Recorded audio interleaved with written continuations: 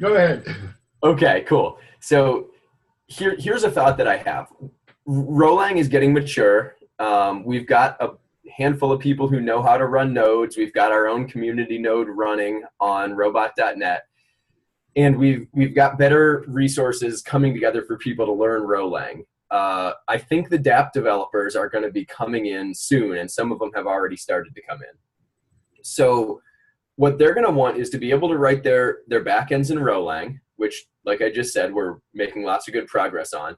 And then they're going to want to write their front end somehow, whether that's probably most likely to be with HTML, CSS, and JavaScript, or maybe it's going to be with Scala or Python or who knows what, their own.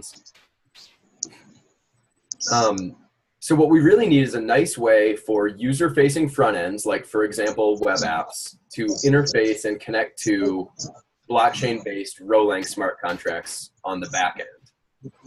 So Ethereum solves this with Web3 and a couple competitors that all kind of do similar things. Dan Connolly just started working on something similar that works with our chain, and he started working on it in the context of porting the bounty system over to Rolang. He gave me a tour of that code, and I kind of got it. I definitely got the big pictures and all of that. I don't feel like I'm super familiar with the code enough that I can sort of mess with it in a good way without him around, at least not yet. And then there was interesting talk on Discord today about Web3 is not probably the best way to do this. I think we can do better. That's what someone was saying, and I made kind of a convincing case. So That what's the way to do? What was that? Oh, I didn't quite get you. I'm sorry. Talk. Oh, are you trying to talk? You need to be on cue. Nope, she's on mute now. Okay. Oh, nice. Okay. We do have a video of an early version of Dan's code who's working on Saturday. I saw you and David working on that. David and I stood it up in there, and I apparently made a commit back to the repository. I committed to your repository. Right, yeah, correct. I saw that. Then it shows on Dan's that I did that. I'm a contributor to Dan's now. Oh, I didn't notice that. I want to check that out real quick. That's bizarre. Should I share screen while I check that out, or do we want that on the video? Sure. All right. Let's see here. So he is at github.com DCKC. This is the one. Whoops. We don't need to be all the way to that file, but that's the repo. So, I don't know. I don't see, Jim, I don't see any commits from you on Dan's repo. Yeah, that's interesting. Maybe it went away. Maybe it only shows it for me. I do know that you made a commit against my repo, though. I forget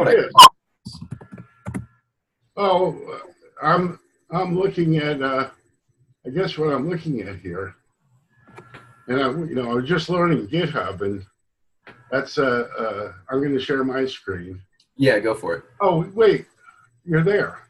Yeah, this is my repo though. This is not Dan's repo. Oh, well, here's Dan's repo, but where I am, I'm not sure how I got here. I guess I can do it back and find out. Oh, wait. I figured, hold on, pause. I got it already. So see below where it says DCKC our chain API? He forked it from my API, from my repo. Right. So I made the new one, then he forked it back to his place. Has he contributed here at all? Or made any commits? Well, I did this yesterday, it says. I don't know if Dan, you're saying you did it. This one is yours, yeah. That's cool. So I'm a contributor here without having touched it. Yeah, because you contributed to mine and then he forked it. It looks like his has the same 5 commits that mine does. So it looks like they're identical. Right, and this is the stuff that I did with David yesterday, but from Saturday, there's a video of us hacking the code. Oh, okay. Okay. Server I did not see that. we mostly are. And over there, he went over promises. I needed to learn how to do promises, and I had to see how he sequenced the calls. Okay. And I think it's important. So check out that video from Saturday. Yeah. Okay. Okay. So, yeah. So we're at a place where I don't necessarily feel like I can take the lead on this just because I don't necessarily have all the know-how. I think with a little more guidance from Dan, then we could get to a point where we could take it over. For one thing, there's all this capper stuff in here that I've never learned.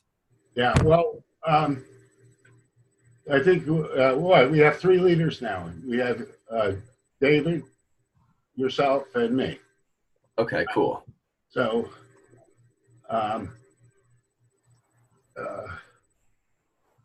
we each do what we do. We don't do just one thing. Yeah. Okay, we do what's our passion. But I think a really cool thing is the stuff that IDE Soft is doing. It looks so cool. If I can find it. I got it open here somewhere. I got too many tabs. So I guess I'll open it again in another tab. Have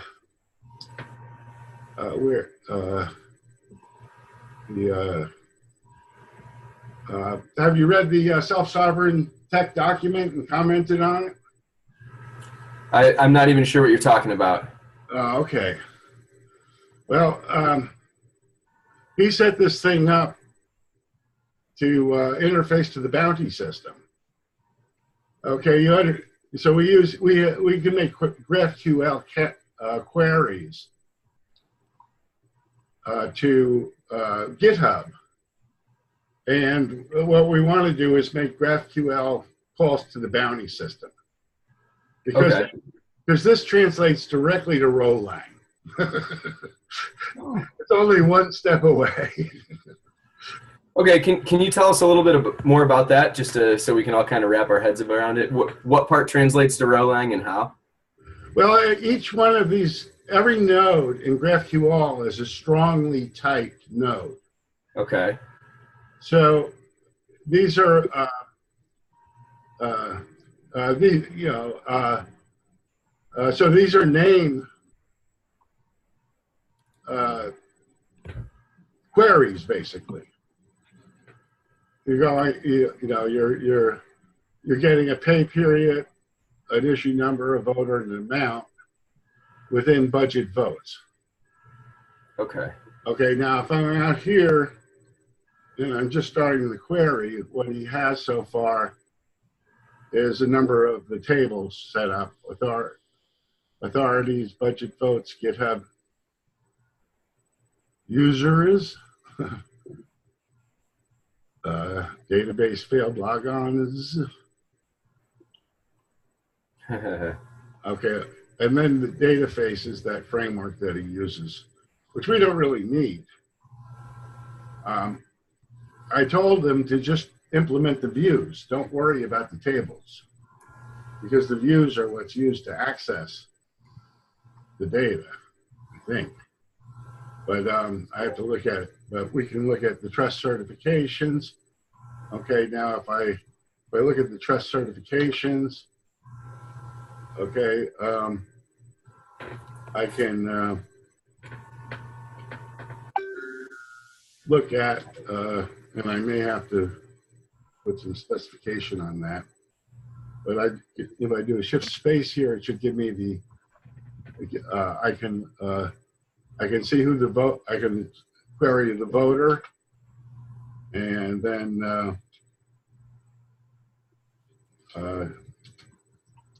I can get the get the rating. Yeah. I don't know, something's wrong here. Doesn't look like it's exactly right, but he's made a good start. Okay, what is help me understand a little bit. What do you think is wrong, or what is, I'm not 100% sure what we're supposed to be seeing or what the expected behavior is. Okay, well,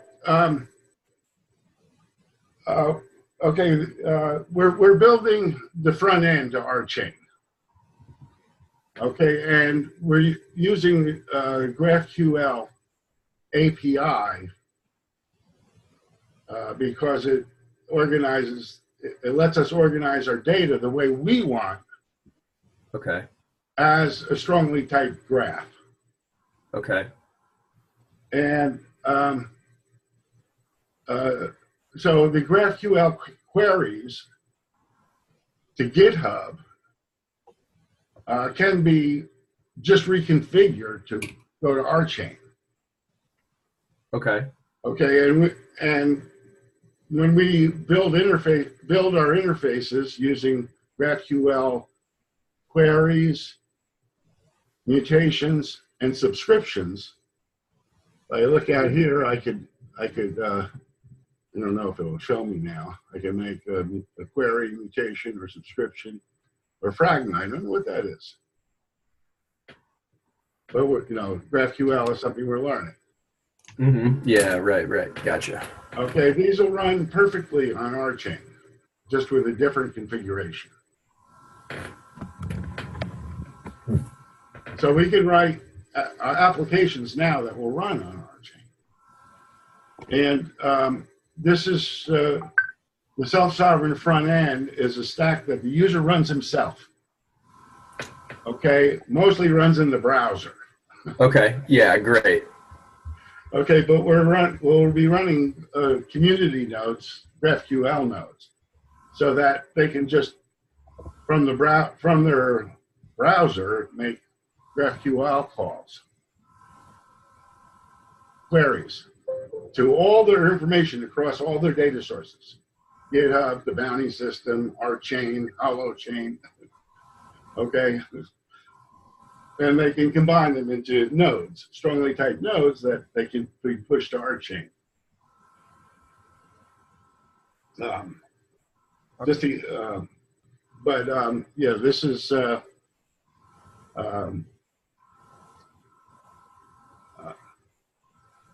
I'm sure that if you look at the document that is pointing to from the top of the log, I'm sure it has a reference to the self-sovereign stack document, and I can put that in. And I'm sure I should have done that already. Sorry, Jim, I know we have to leave early today. And quick question. Don, hey, I was just showing them the interface you have here. Yeah. Welcome. So, okay, yeah, welcome. Thank you. So, the reason why you're not seeing any data on the playground is because the database is still empty. If I run a query, let me share my screen so you can see. If I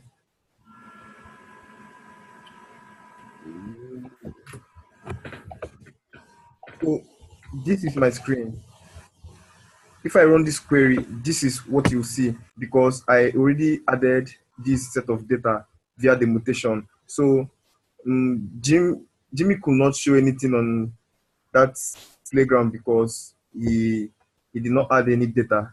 So for now, this has not been connected to the MySQL database on the Glitch app.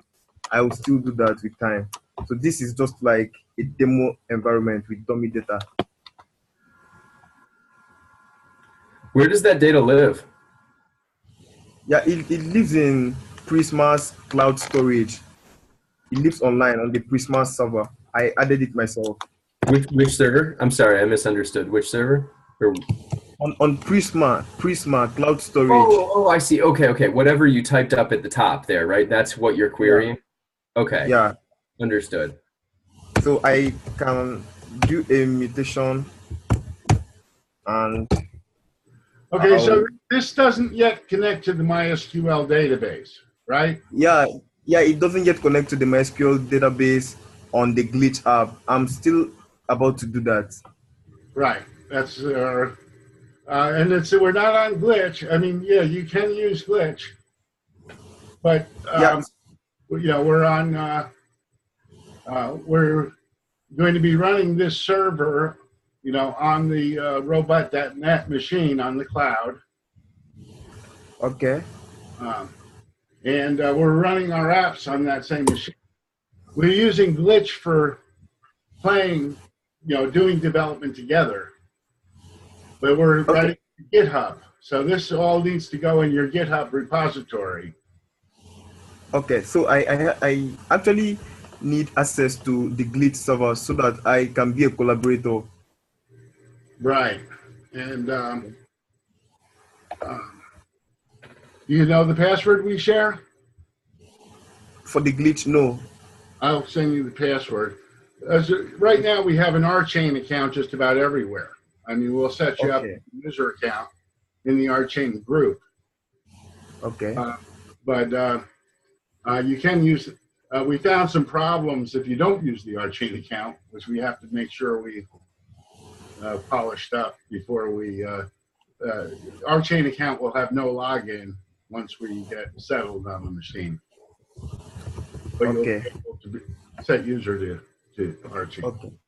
So once I have access to the Glitch application, I will now migrate my code. I'm still working on the code. I'm not done. So I'll migrate the code to the Glitch server so that it now works with the existing MySQL database. No, it's not Glitch. Glitch is a playground. It's okay. On the robots.net. It's robot.net server. Okay. Thanks for that. So you can log into, you can SSH into it. Okay. As rchain or root. And I'll make sure you have the password. And you can also use webmin on the machine. Okay.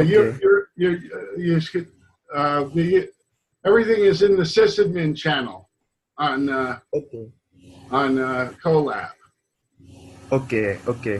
So I'll get the details and log on to the server so I can migrate the code there.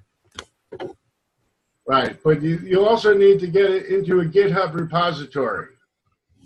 Okay, yeah, I know. I'll do that. Yeah, this was just to show how it will actually look like. So it's not like it's the finished work. I'm still working on it. But if you put it in GitHub, then everybody can help work on it. Okay, yeah, I'll do that. Okay, thank you. Hey, so here's a silly question. What's the relationship between GraphQL and Json? I see that both the query and the answer, well, I don't know, the query maybe is different, but this looks like JSON data that came back, right? Yeah, the whole idea of GraphQL is for the client's application to actually structure what data it needs from the server. So we don't really need to write APIs on our back end. We just need to connect the GraphQL to our database and allow the front-end application to specify what data it needs. Right. So if on my front end I request only the voter and the worker, I will get something that looks like this. Okay. Right. You're specifying the JSON that you want to get back. The query specifies how you want the JSON returned to you. Okay. Yeah. Okay. Understood. So that's really cool. I'm on board with all this, and it seems nice. Like that's a good way for like you guys were saying, like client-facing user interfaces, which are self-sovereign, and there could be many of them to all communicate with the same backend. So then my next question is, what does it have to do with the blockchain? Okay. For now, I and Jimmy, we just wanted to review the bounty system. So this was like to interface with the MySQL database for now. So Okay. when Aruchain gets to its advanced stage, we can now look for a way of connecting these with the Aruchain platform. Yeah. Now, the GraphQL itself is platform independent. Yep. Okay. So, in a sense, we don't care whether our backend is holochain or rchain. Okay. Okay. We can have queries that combine data from rchain and holochain. Right, right. I totally get that. That all sounds awesome. I'm 100% on board. Here's Okay. the question, though. So, Okay. No, sorry.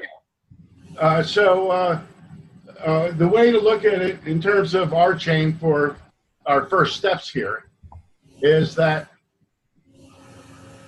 GraphQL is a user level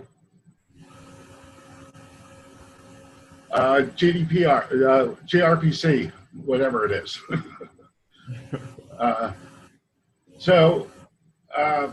We want an interface where we can talk to rchain with GraphQL queries, mutations, and subscriptions. Okay. Okay, so this is the a front end closer to the user. Okay. Okay. Understood. So fine. So let's say we have some user interface for the bounty system. It communicates via GraphQL. It's going to send GraphQL queries to some intermediary server that's going to translate them into gRPC queries and pass them on to a node. Right. That's what we're building here. When we connect this to the MySQL database, we'll have the bounty system working with the GraphQL interface.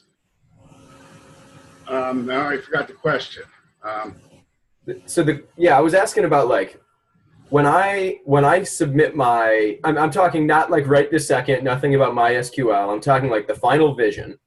When I submit a GraphQL query, it goes up to some intermediary server who translates it into a gRPC request for an rnode. Yes, and that's the server that we'll be launching on rnode.net. This is the very beginning of that. Okay, so the code that Dan started writing, that we started trying to document, and the thing we're in the very early stages of, is that intermediary, the thing that translates GraphQL to gRPC? That's an application we're going to write using that code. Yeah, okay. Okay, we have to configure the GraphQL to talk to rchain. And we need that library to do it. Yeah, okay. Got it. Hey, I got a question. We're bringing up some big words like sovereign identity, and Mr. Orndorff brought up how it relates to the blockchain. But I'm kind of taking that this is like more of a universal approach, not any jurisdictional boundaries to a specific blockchain or rchain. This is for the universal user agent. In building the user agent, that's going to keep the person's keys and act as them on the net when they're not there. It has to be self-sovereign, something they run themselves, and something that goes across all their information resources. Okay, everything isn't going to be on rchain. You still might have stuff on GitHub. You still might have stuff in MySQL. Whatever you've got, you want to be agnostic to the back end, even though you want to put it on rchain is where you want to put it. And hopefully we can get all this stuff to run in the browser so that you'll really be self-sovereign, basically just running files on your own machine without having to install anything really. I mean, you're always going to have to have presence on our private cloud. So trust and reputation will come into this through like rchain, but it's really could be used for every blockchain.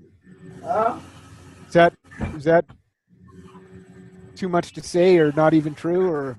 Well, I mean, it's going to take work, obviously, but yeah. I mean, I'm certainly interested in supporting interoperability between our chain and Holochain, and supporting Rolang on Holochain for at least high-level process orchestration.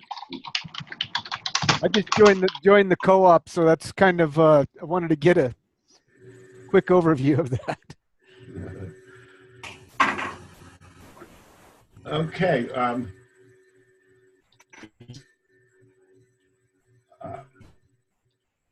So we have the the GraphQL effort. That's one issue on GitHub that there's work on this month. We need to be clear on where we're building things and what kind of budget we need to set up this month.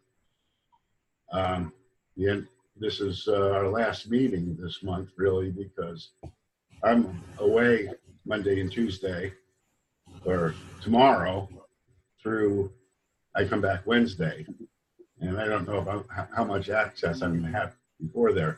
If we need to put in any new issues, they need to be put in before the end of the month.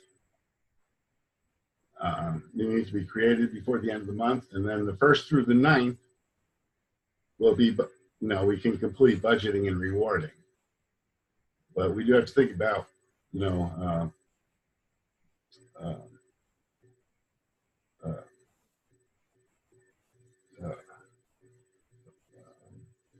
our budgets and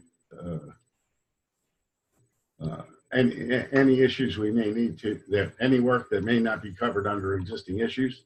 I suppose we could always put a budget on the new classroom, which we haven't done before. Well, not lately. Because we're always working on some other issue. We're not working, we're not just running the new school here. Okay, so you just said classroom is what you just said, right, Jim? Yeah. You just said classroom? Yeah, the new school, these Okay. meetings. Okay. The collab. Now it's the collab. Gotcha. And David is with us. Hey guys. Hey. David. I'm really very sorry for being late. I got stuck in the traffic. Okay, well, you're just in time to take over. Go ahead. Okay, so I think what's been talked about, I think from where I met was the Graphql by Ubisoft, right? Correct. And is he still on? I think he's on the call. Yep.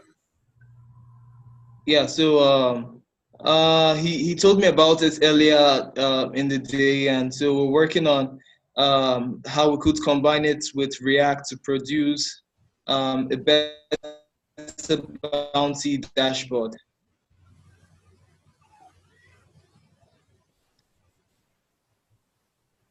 Awesome. Awesome. Okay, so then Joshi, I saw your engagement with I don't think he's around. Is he here? With it was a name I hadn't seen before. I don't think he's here or she's here. I think I put him through. We had a Zoom call on Tuesday. Great. Yeah, I put him through how to set up Node using VirtualBox, and how to run nodes, and the basics of Rolang. So I think he's quite good with Ethereum. He has worked a lot with Ethereum, and from what I understand, for us to make it possible to have rnode connect interacts properly with JavaScript on the client side, you're talking about Ubisoft, right? No, we're talking about, there's a different person whose Discord username Shark. I think it's Shark. SJALQ. Sierra Juliet Alpha Lima Quebec. I don't know how to pronounce it. Ah, okay. Yeah, so yeah, I'm with you, David. Go ahead. Or Okay, so catch everyone else up, maybe. I don't know. Do other people know what we're talking about? okay, what I was talking about is of recent, there's been this need to have JavaScript, to have rather rnode to be able to communicate with JavaScript on the client side, so that it could aid a lot of developers that are aiming to build on our chain to build efficiently and effectively with ease. You know, Ethereum has a lot of support from languages such as JavaScript, Python, and so it makes developers to easily port from whatever language they're familiar with to Solidity and Ethereum to build decentralized application. But currently in Rolang or in our chain, to build a decentralized application is somewhat difficult because there is no already made tools that could help one prepare or that could help one carry out tasks like API calls and some other tasks that are necessary to build an application or a decentralized application. So what we're working on actually, Joshi, I don't know if you could post the link to your repo, to the repo in the chat. Okay, so that everyone could you said? What link do you want me to post? Okay, the rchain API repo. REPL, R-E-P-L, REPL? rchain API. Oh, yeah, I'm sorry, yes. Yeah, we had that up on the screen earlier, and yes, I'm happy to post it. Give me 1 second to find it.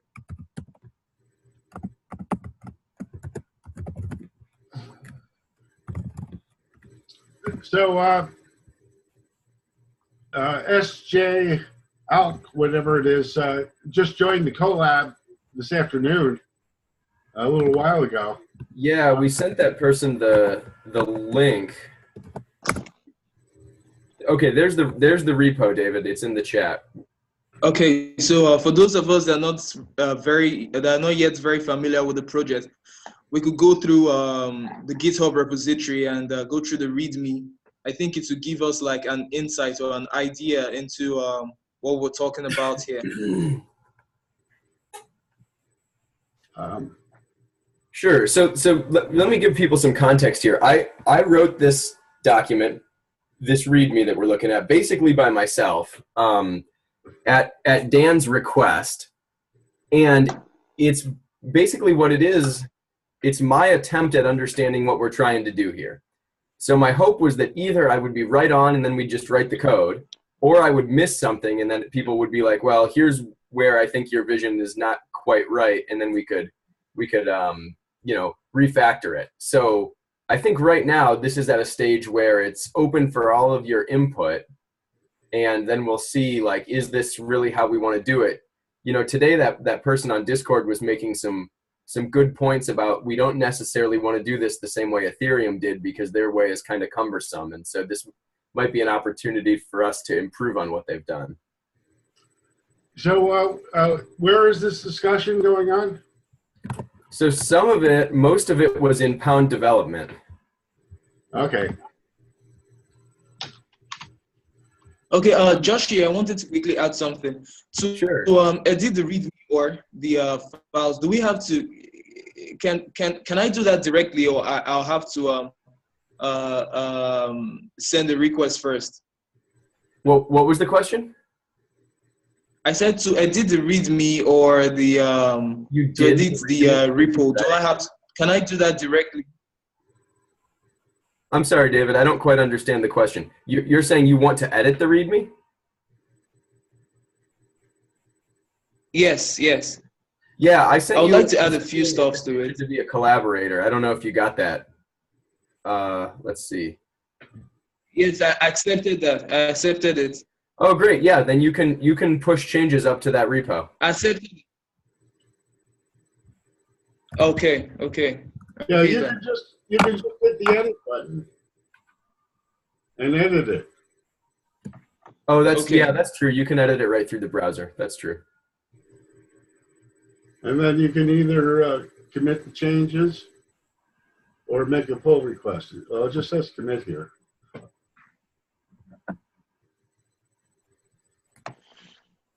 Huh. I could have sworn it said, gave you a choice to, oh, I'm not showing my screen. I think if you clone it, or if you fork it, then you can commit locally and maybe make a pull request against the original. Yeah. Okay. Okay. In any case, it says what it was. We can always revert it, so there's no problem. Just Yeah. Feel free to edit. That's what we're saying. Edit it as you see fit, David. You've got permission.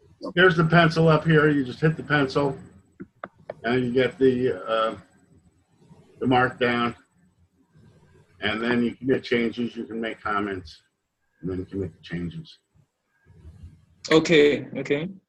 Happiness. Okay. What I was thinking is, do we make it possible for there to be like a front-end JavaScript framework that should work with this interaction? Yeah, so my vision for this project is we should have some. Yeah, I guess I don't know the answer to that. I'm struggling to wrap my head around it, to be honest with you. But the big picture goal, I don't know what code to type or anything like that. But the high level goal is we want to be able to write user friendly interfaces that you can load, like for example in a web browser or by running some desktop app or mobile app or whatever. And when you write a user interface like that, it should be able to contact the rchain blockchain. Yes, I understand. I get that perfectly. What I'm asking is, it's for talking about user interface now. Okay. And now for now we're focused on just JavaScript, I guess. Sure. Yeah. So. Yes. So do we? I think we need to choose a JavaScript framework that should work best with it,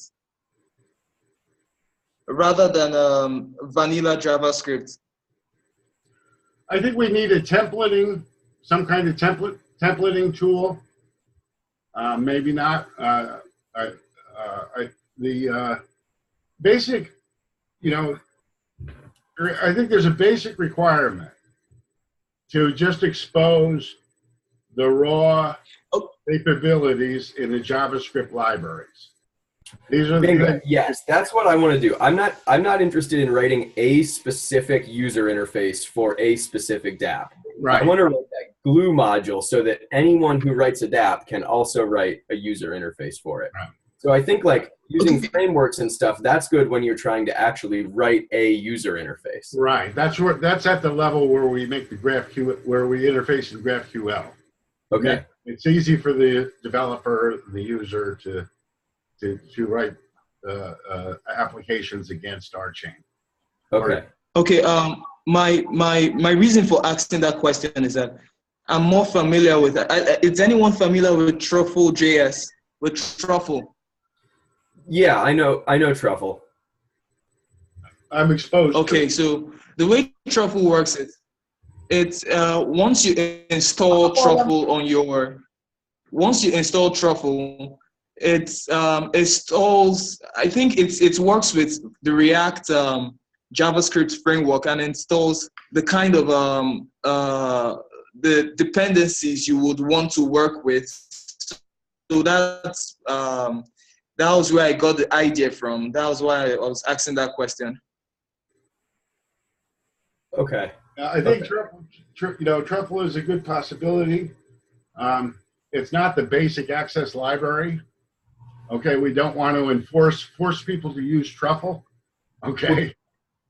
I think what we're trying to create is so Truffle is a lot of tools that allows dApp developers to easily work with Ethereum. One of the tools is something called a contract abstraction, which basically you give some Solidity code. You basically take an Ethereum smart contract and you take its ABI, its application binary interface, and you say, okay, Truffle, here's my contract's ABI, and it gives you back these contract abstractions, which are basically JavaScript objects that represent your Ethereum smart contracts. So that's one piece of Truffle. It's also a build system. It also handles migrations and all that. So I think basically we're trying to build some subset of what Truffle does, but instead of building it for Ethereum, we want to build it for our chain. Okay. Right. Okay. Okay. It would be, you know, and the scope, I guess, is limitless. Maybe what we build ends up being all of what Truffle is for our chain. But I think a good place to start is with this one that kind of resembles their contract abstractions. I guess I'm thinking there's, you know, the lowest level library is pretty much what we have already, right? Yeah, maybe. That's one of my questions. That's kind of why I was hoping Dan would be here. It's not 100% clear to me what we have already. I know it uses Capper, and I've never used Capper. Okay. Yeah. Well, we have to look at the API, right? Where's the documentation for the API? For which Okay. Let me. I think for Dan's code, I think it's referring to the API for Dan's code. Okay. In other words, we basically have a set of GDPR functions that we can do, or gRPC. gRPC. I'm dyslexic. gRPC, is it? Yeah, that's right. It's the gRPC remote procedure call. Right. So there's a certain set of functionality in the gRPC that we want to expose, right? We want to expose the exact operations that are supported by the GDPRC. We want to give documented calls in order to do the things that the gRPC allows you to do. That's step one. Okay, we have to have that basic interface that corresponds to the gRPC calls. Once we have that, then we can build Truffle on top, Graphql on top, okay, and take advantage of, you know, incorporate React.js or whatever. I don't know. We're probably going to want to include things like immutable, and provide. Okay, once we have the basic interface to the basic functions, then we can do development in Scala.js. Okay, and we can start using code from the RChain code base in Scala. Okay. And we can do, you know, we can use that ultimately to do things like peer-to-peer transactions and things like that. I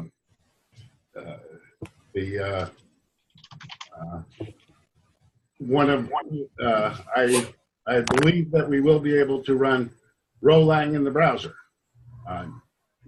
Not with Casper, of course, but we'll actually be able to run Rolang in the browser. So are you saying basically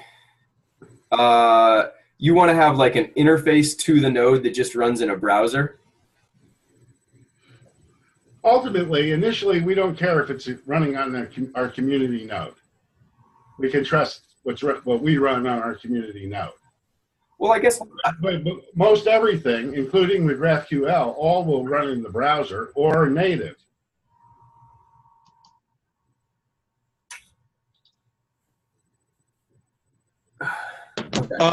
Okay. Okay. Let me say something. Have you guys seen the the recent changes that Dan made to the contributing.md file in his repo? Which repo? for rchain DBR.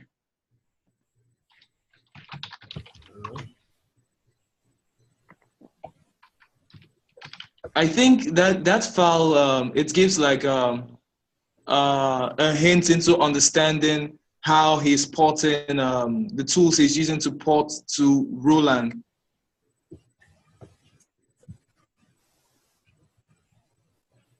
I'm looking at it now. This seems like a good thing to read. I'm glad you noticed that.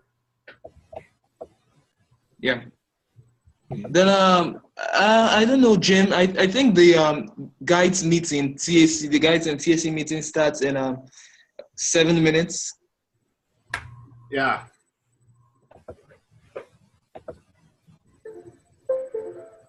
So you're not listed here in the agenda.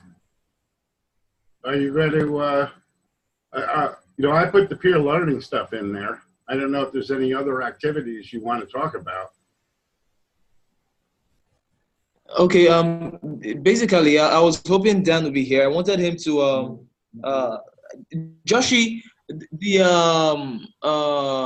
the session you had with Dan where he showed you the the interface for what he was working on. Did you guys record the session? No, Dan hates recording for some reason. It would have been really valuable for me too, because he's kind of a fast mover and I needed a little more time to process some of what he was explaining. So I wish we did, but yeah, sadly we didn't. I was thinking maybe if we show up to his office hours Saturday, we could make that happen again. Yeah, he hasn't had any problem me recording those. Okay, great. That's cool. Ian doesn't like to record, but Dan seems to be okay with it. Yeah, okay. So yeah, I think, David, I'm with you. I think it would help a ton if we got him to just highlight what he's done so far. I'm going to read this contributing.md. I think I'm really happy you told me about that. It seems like a valuable resource.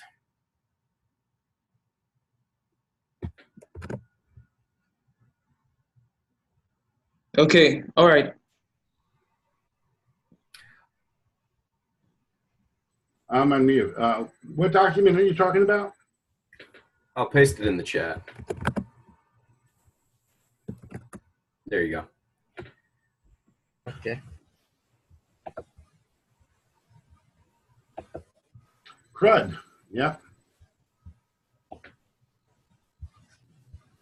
Oh no, extra face. Forget it. Lamp.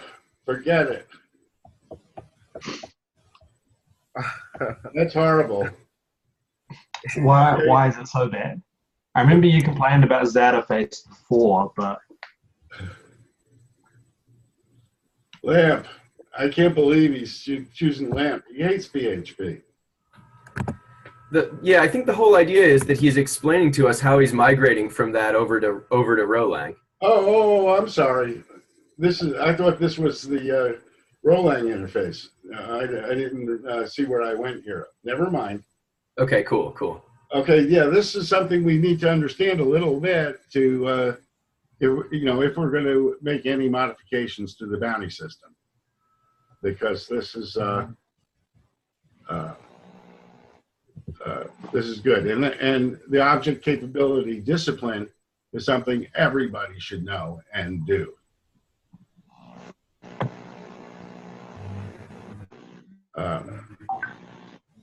You shouldn't have any capabilities exposed to you that you don't need or whatever. Or you shouldn't give any capabilities to something that isn't needed.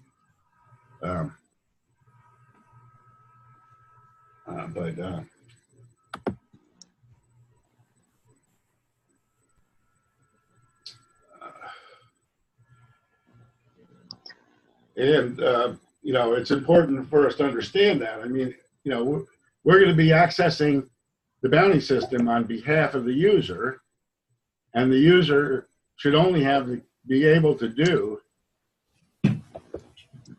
what they're allowed to do. I mean, I shouldn't be able to make votes on your behalf. Maybe I should be, but that's something that's determined by the object capability discipline. Okay, I'm gonna jump over to the 6 o'clock, the 5 o'clock task approval committee meeting. I think. Yeah, you didn't put it yourself on the agenda anywhere. Oh, okay, I didn't realize there was an agenda. Okay. I think I'm just. Do you have to add your name to the agenda? I'll put it in Jim? the chat here. There's it's 2 minutes from now, but we have Click, Martin, Drawer, Peter, and I mean, I can put you guys in here. I don't need my name to appear in there anywhere. That's okay. No, I want to, it should be. If you're kind of going to be at the meeting, it certainly should be.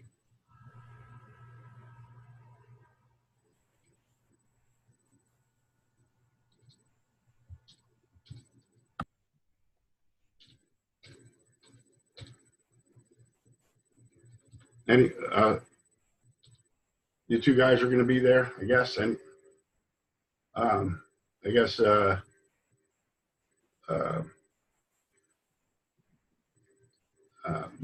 guess you're welcome. Anybody's welcome to come, but it's for the label guides.